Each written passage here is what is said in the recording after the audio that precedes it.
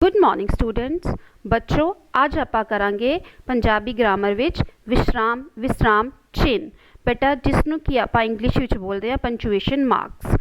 ਬੇਟਾ ਮੈਂ ਤੁਹਾਨੂੰ ਇੱਕ ਛੋਟੀ ਜੀ ਸਟੋਰੀ ਪੜ੍ਹ ਕੇ ਸੁਣਾ ਰਹੀ ਹਾਂ, ਤੁਸੀਂ ਇਸ ਨੂੰ ਧਿਆਨ ਨਾਲ ਸੁਣੋ। ਗੁਰੂਦੇਵ ਬੋਲਿਆ ਨਾਨੀ ਨੂੰ, ਨਾਨੀ ਮਾਂ ਕਹਾਣੀ ਸੁਣਾਓ। ਨਾਨੀ ਬੋਲੀ ਪੰਮੀ ਕੋਲੋਂ ਸੁਣ ਲੈ, ਮੈਂ ਥੱਕੀ ਹੋਈ ਹਾਂ। ਪੰਮੀ ਬੋਲੀ ਹਾਂ ਮੈਂ ਸੁਣਾਉਂਦੀ ਹਾਂ। ਗੁਰੂਦੇਵ ਬੋਲਿਆ ਤੇਰੇ ਕੋਲ ਨਹੀਂ ਸੁਣਨੀ, ਸੁਣਾਉਣੀ ਤਾਂ ਆਉਂਦੀ ਹੈ ਨਹੀਂ। ਕੱਲ੍ਹ ਦੀ ਕਹਾਣੀ ਵਿੱਚ ਤੂੰ ਕਹਿਣਾ ਚਾਹੁੰਦੀ ਸੀ ਹਾਥੀ ਰੁਕ ਨਾ ਭੱਜ, ਅਤੇ ਮੈਂ ਸਮਝਿਆ ਹਾਥੀ ਰੁਕ ਨਾ ਭੱਜ। ਸਾਰੀ ਕਹਾਣੀ ਹੀ ਬਦਲ ਗਈ। ਤੂੰ ਇੱਕ ਵਾਰ ਬੋਲਣਾ ਸ਼ੁਰੂ ਕਰਦੀ ਹੈ ਤਾਂ ਬੋਲਦੀ ਹੀ ਜਾਂਦੀ ਹੈ, ਕਿਤੇ ਰੁਕਦੀ ਹੀ ਨਹੀਂ। ਨਾਨੀ ਬੋਲੀ ਹਾਂ ਭਾਈ, ਇਹ ਗੱਲ ਤਾਂ ਸਹੀ ਹੈ।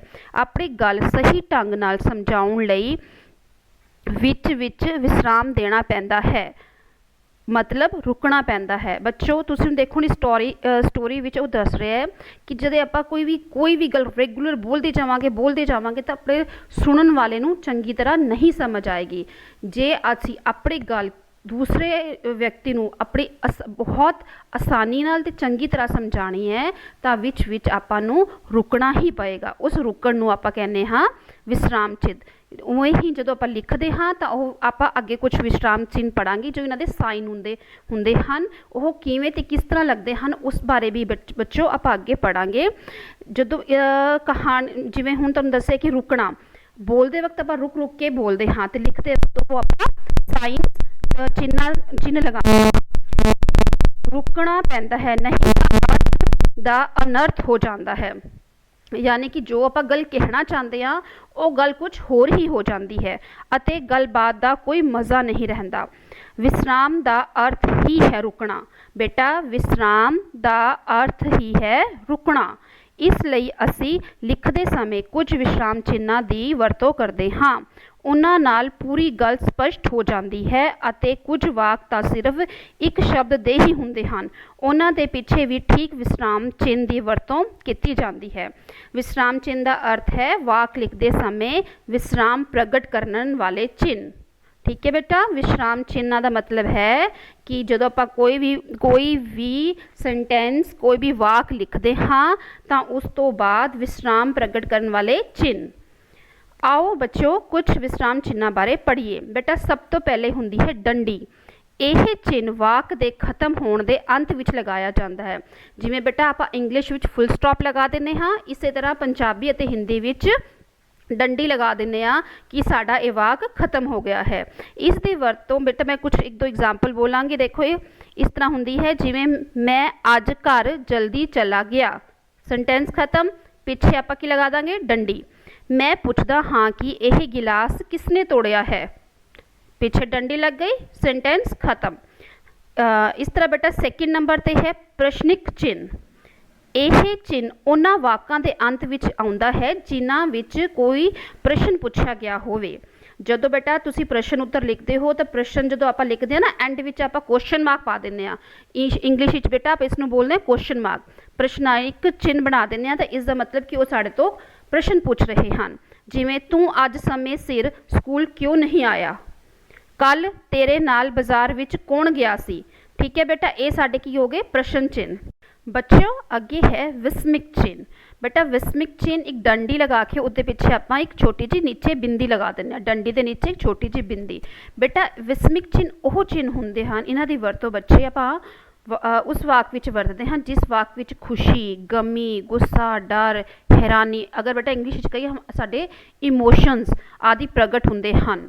ਜਿਵੇਂ ਵਾਹ ਕਿੰਨੀ ਸੋਹਣੀ ਡਰੈਸ ਹੈ, ਹਾਏ ਤੁਹਾਡੇ ਦਾਦਾ ਜੀ ਬਾਰੇ ਸੁਣ ਕੇ ਬੜਾ ਦੁੱਖ ਹੋਇਆ। ਜਦੋਂ ਸਾਨੂੰ ਕਿਸੇ ਵਾਕ ਵਿੱਚ ਭਾਵ ਆਪਣੇ ਪ੍ਰਗਟ ਕਰਨ, ਗੁੱਸਾ, ਖੁਸ਼ੀ, ਡਰ, ਗਮ ਆਦਿ ਪ੍ਰਗਟ ਕਰਨੇ ਹੈ ਤਾਂ ਆਪਾਂ ਉਸ 'ਤੇ ਵਿਸਮਿਕ ਚਿੰਨ੍ਹ ਲਗਾਉਂਦੇ ਹਾਂ। ਅਤੇ ਸਭ ਤੋਂ ਪਹਿਲੇ ਜਿਵੇਂ ਲਿਖ ਦਿੰਦੇ ਹੁੰਦੇ ਹਾਂ ਵਾਹ, ਹਾਏ, ਓਏ, ਹੈ ਨਾ। ਫਿਰ ਉਸ ਤੋਂ ਬਾਅਦ ਆਪਾਂ ਵਿਸਮਿਕ ਚਿੰਨ੍ਹ ਲਗਾਉਂਦੇ ਹਾਂ ਔਰ ਵਾਕ ਲਿਖਦੇ ਹਾਂ ਔਰ ਵਾਕ ਐਂਡ ਵਿੱਚ ਆਪਾਂ ਡੰਡੀ ਲਗਾਉਂਦੇ ਹਾਂ। ਉਸ ਤੋਂ ਬਾਅਦ ਬੇਟਾ ਆਉਂਦਾ ਕਾਮਾ। ਇਹ ਚਿੰਨ੍ਹ ਅਲਪ ਵਿਸਰਾਮ ਹੈ। ਇਸ ਚਿੰਨ੍ਹ ਦੀ ਵਰਤੋਂ ਥੋੜ੍ਹੇ ਜਿਹੇ ਠਹਿਰਾਓ ਨੂੰ ਪ੍ਰਗਟ ਕਰਨ ਲਈ ਕੀਤੀ ਜਾਂਦੀ ਹੈ। ਬੇਟਾ ਕੋਮਾ ਜਿਹੜਾ ਜਿਵੇਂ ਕਿ ਪਿਤਾ ਜੀ ਅੱਜ ਮੈਂ ਘਰ ਦੇਰ ਨਾਲ ਆਵਾਂਗਾ, ਪਿਤਾ ਜੀ स्टॉप लग्या, कोमा लगाया, अज मैं घर देर नाल आवांगा, डंडी। उसने अपने पिता जी ਨੂੰ ਉਹ ਕਹਿ ਰਿਹਾ ਕਿ मैं अज घर देर नाल आवांगा। तो ਆਪਾਂ पहले पिता जी तो बाद एक हल्का जिहा विश्राम लवांगे जिथे आप कोमा लगावांगे तो फिर आप सेंटेंस पूरा करांगे। बच्चिओ, कोमा मेरी गल ध्यान नाल सुनो, और लास्ट आ जाएगी डंडी। बच्चिओ देखो ही पता चल रहा है, एक सेकंड का पोज लिया है ना बेटा, उसते ही आप कोमा लगाना है नीचे नू, फिर अपनी पूरी गल कर देनी है। बच्चिओ मेरी गल ध्यान नाल सुनो। बेटा उस तो नैक्सट है पुठे कामे। ये बेटा उपर नू लगते हैं। इस चिन्ह की वरतों उदों हुंदी है जदों किसी की कही गल नू इन बिन उस तरह ही दसना होवे। भी अगर किसी ने कोई गल कही है भी तुसी तीसरे व्यक्ति नू दसनी है और दूसरा व्यक्ति पहले व्यक्ति की सारी गल उंज दी उंज दस दिंदा है, तो वो गल नू आपां पुठे कौमिया विच लिखते हाँ। जिवें कि पिता जी ने कहा है मैं अज तुहानू घुमाण लई लैके जावांगा। पिता जी ने कहा कोमा, फिर उही पुठे कौमे लगा के उन्होंने सेंटेंस विच लिख देना है मैं अज तुहानू घुमाण लई लैके जावांगा। एक होर देखो बेटा, गुरमित ने परमप्रीत नू कहा कोमा, फिर इन्वर्टेड कोमा मैं अज तेरे घर चलांगा, इन्वर्टेड कोमा बंद। इस तो बाद आते हैं एक हरे पुठे कामे। जदों किसी वाक विच किसी पुस्तक रसाले जां लेखक आदि का नाम लिखना होवे तां इस चिन्ह की वरतों करते हाँ। जिवें नानक सिंह रचित पवित्र पापी, इनू बेटा आप इन्वर्टेड कोमा च ले लांगे क्योंकि ये नानक सिंह द्वारा लिखी हुई पुस्तक है।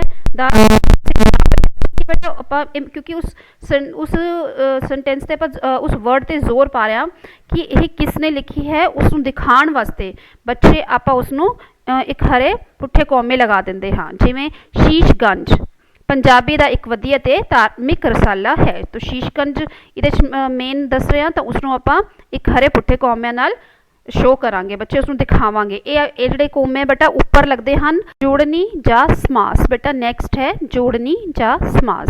इस चिन्ह नू समास भी आख्या जाता है। इसकी वरतों दो शब्दों नू आपस विच जोड़न लई कीती जाती है। जिवें आना जाना, आना विच आपां छोटी जी डैश पा दांगे, जाना वो डैश की है जोड़नी जा समास।